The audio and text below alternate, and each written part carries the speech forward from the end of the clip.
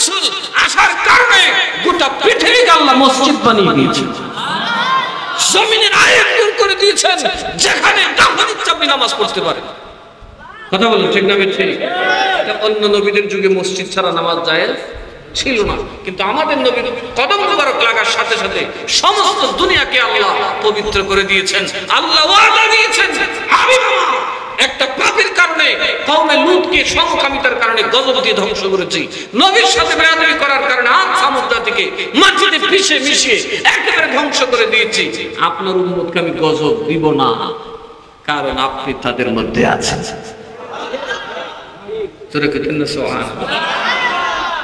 আপনি তাদের মধ্যে যতক্ষণ আছেন আমি তাদেরকে গজব দিব। নবী কোনো কামেন না, কি করবে? এই জন্য কাফের মুশরিকরা চায় মুসলমানকে বুদ্ধি দিয়ে ওরা ভাঙলে তো বিপদ, এই জন্য মুসলমানকে বানাইছে মাজার ভাঙো, আউলিয়াদের কবর ভাঙো, এদের লাশকে বেইজ্জত করো, তাহলেই দেখবে মুসলমানদের আর নিয়ামতের জায়গা থাকবে না। কথা বলুন ঠিক না বেঠিক? মুসলমানের মধ্যে আর ইসলামের মূল কথা থাকবে না। বাদশাহ আলমগীর ভারতে প্রথম মাজার ভাঙার প্রবক্তা উনি। সম্রাট আওরঙ্গজেবের নাম শুনছেন না? উনি তো বড় মুফতি ছিলেন, মুজাদ্দিদ ছিলেন, আল্লাহর ওলি ছিলেন।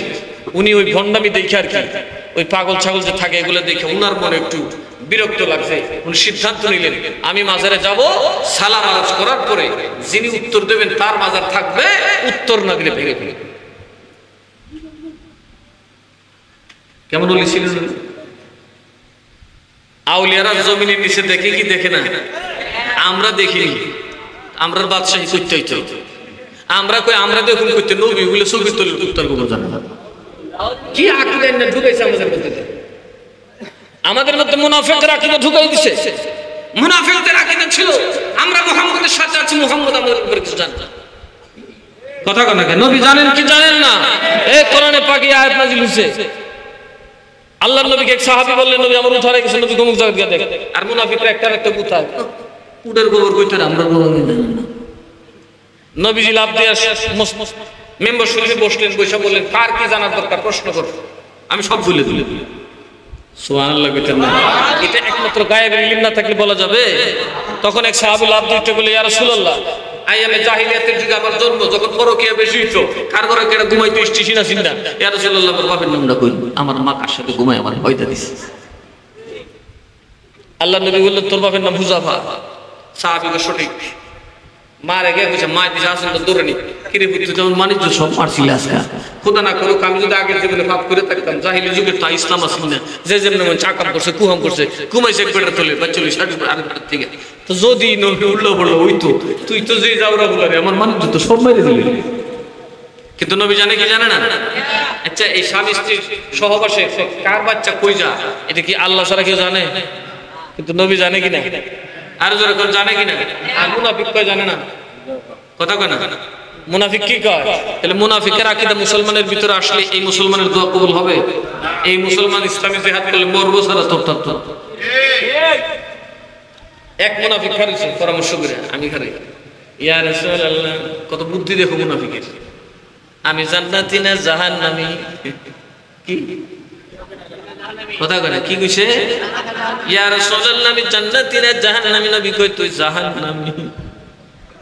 কি আরে ধরে করে না, কি এমনি চুপ করে বইছে মুনাফিক। আরে আব্দুল হযরত ওমর রাদিয়াল্লাহু আনহু খারে বলেন, ইয়া রাসূলুল্লাহ, আপনার দরবারে মাফ চাই, আমার মা বাবা দরবার মাফ করে দিন ইয়া রাসূলুল্লাহ। আপনি যেভাবে উপেন করা শুরু করছেন ইজ্জত থাকতো না। আল্লাহ আয়াত নাযিল করে কোন নবী গায়েব জানে না। কি রে, নবী কোয়া শুরু করলে একটা মুখ আরেকটা দেখতে পাচ্ছি না, ইজ্জত সব মারা দিল। এই জন্য নবী বলে না। আর ওটাকে ওরা বলে নবী সগীর দলের কুত্তার কবর জানে না, নবী দেয়ালের ফিসের কবর জানে না।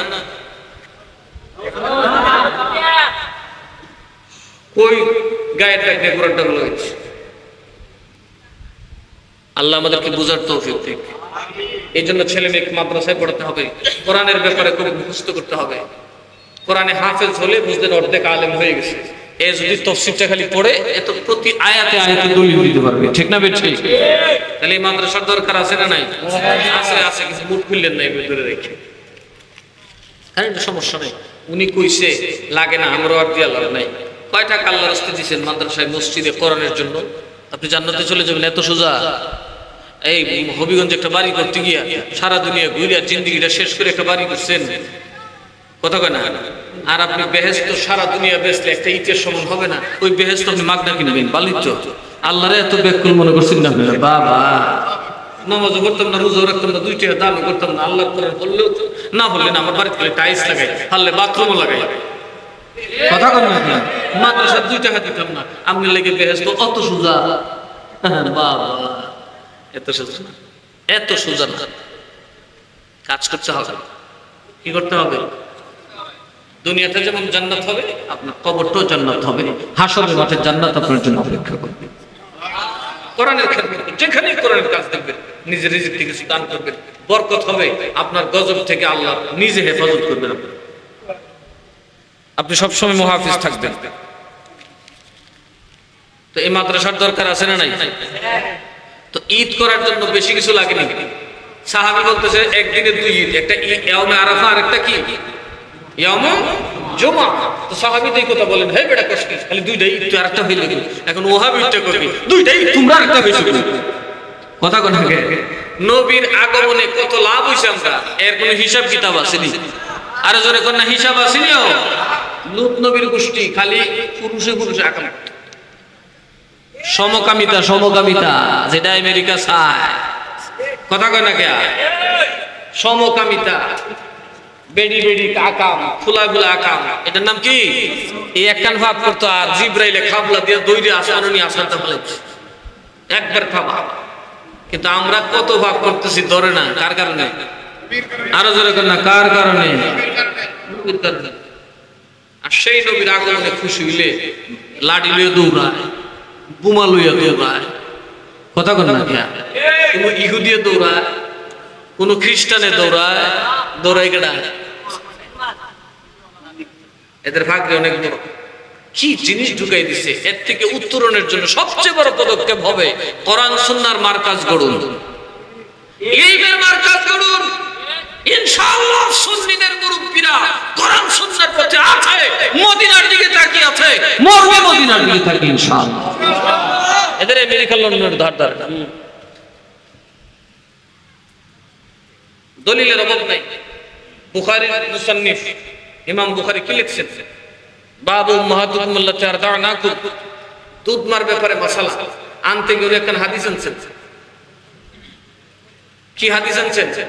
সকল আহলে হাদিস বুকে হাত বাঁধে ইমাম বুখারী কইছে, জন্য এরা বিরাট বড় হাদিস বুখারী কইছে। আর মিলাদুন নবী যে ইমাম বুখারী পড়ে, এটা তো দেখো না, কথা কয় না? উনি হাদিস কি লিখছেন? আবু লাহাবকে স্বপ্নে দেখছেন আর কোন আত্মীয়, দেখার পরে বললো কিরকম আসোস? আমি কাফের, কিরকম আসোস বুঝোস না? গজব আছি, ভালো নাই। তবে একটা সুসংবাদ হলো, সোমবার দিন আমার উপর আযাব বন্ধ হয়ে যায়। কোন বারে? কোন বারে? সোমবার দিন আমার উপর আযাব বন্ধ হয়ে যায়। এই ডান হাতের আঙ্গুলটা দেখো, শাহাদাত আঙ্গুল, এটা মুখে দিলে আমার তৃষ্ণা মিটে যায়। স্বপ্ন দেখো ভাই, কস কি তোর মতো ফাফি, তোর মতো নষ্ট রোজ আল্লাহ জেরে কোরআন নিজে নাম বিরাট বলছে, তাব্বাত ইয়াদা আবি লাহাবি ওয়া তাব। ও ভাই, তোরে সব তোরে গাইলেছে, তোর বউরে তোর ফুলা বললে গাইলেছে, আল্লাহ তোর সম্পদরে ধ্বংস করছে। তোর মতো কাফের সোমবার দিন আযাব হয় না।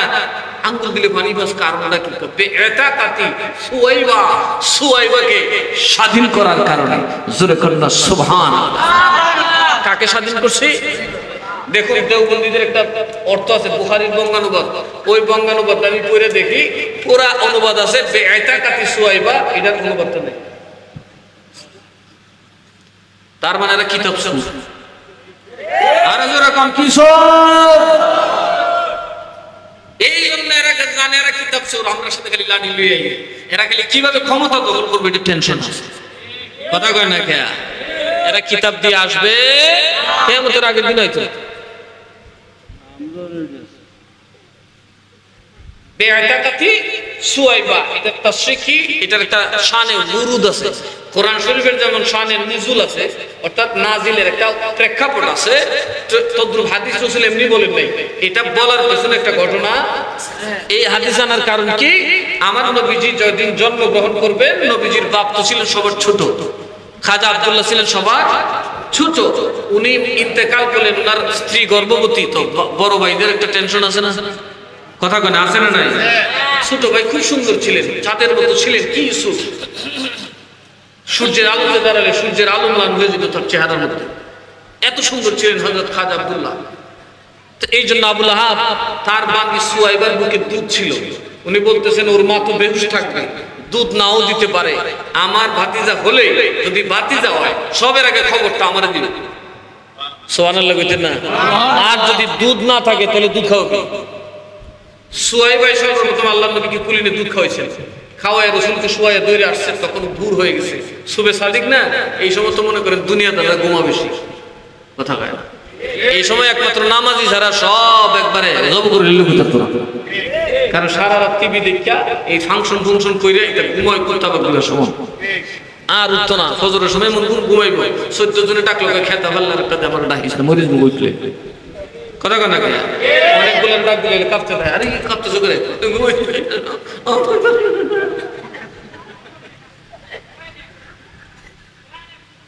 তো আবু লাহাব তো মুশরিক, ঘুমাইছে যে এমন ঘুম, এই সময় যায় দরজার টোকা দিছে, গোসার জন্য উঠছে বললেছিল আমি শোয়াইবা কার দরজা খুলে দে, আগে কব বাতি যাইছে না বাতি যাইছে, আরে বাতি যারা খালি মিয়া সান্দের আলো ম্লান হয়ে গেছে যার চেহারার নূরে, আজ তো দুনিয়া আলোকিত হয়ে গেছে যার নূরে, ওই রকম এক বাতি যাইছে।